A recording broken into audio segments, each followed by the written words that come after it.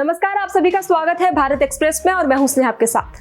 दिल्ली के मुख्यमंत्री अरविंद केजरीवाल को सुप्रीम कोर्ट से अंतरिम जमानत मिलने के बाद राजधानी दिल्ली का मुकाबला और भी ज्यादा दिलचस्प हो गया है।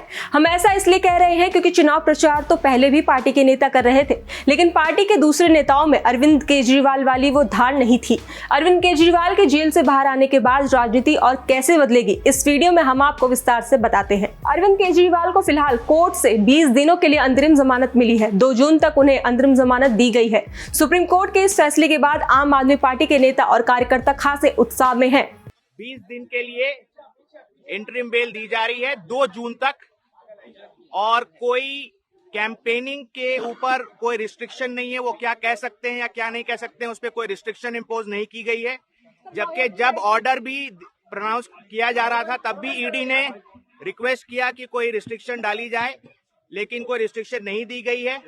और 2 जून को उन्हें 2 जून तक की ये मोहलत दी गई है इंटरिम बेल की। आपको बता दें कि अरविंद केजरीवाल की आम आदमी पार्टी का दिल्ली में कांग्रेस के साथ गठबंधन है, जबकि पंजाब में दोनों पार्टियां अलग अलग चुनाव लड़ रही हैं। अब केजरीवाल जेल से बाहर निकलने के बाद सबसे ज्यादा फोकस दिल्ली और पंजाब को लेकर कर सकते हैं, क्योंकि पार्टी का जनाधार इन्हीं दोनों राज्यों में है।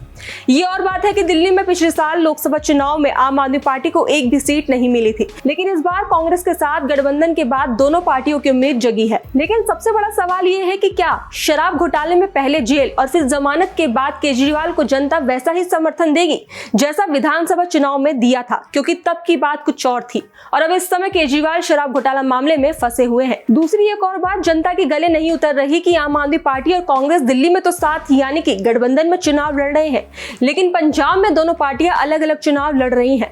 सीधे तौर पर कहें तो दिल्ली में अरविंद केजरीवाल राहुल गांधी के लिए वोट मांगेंगे और पंजाब में राहुल गांधी और उनकी पार्टी कांग्रेस पर निशाना साधेंगे। इस गठबंधन को मजबूरी कहें या जरूरी, इसका अंदाजा आसानी से लगाया जा सकता है। फिलहाल खबरों में बस इतना ही। बाकी देश और दुनिया की तमाम खबरों के लिए देखते रहिए भारत एक्सप्रेस।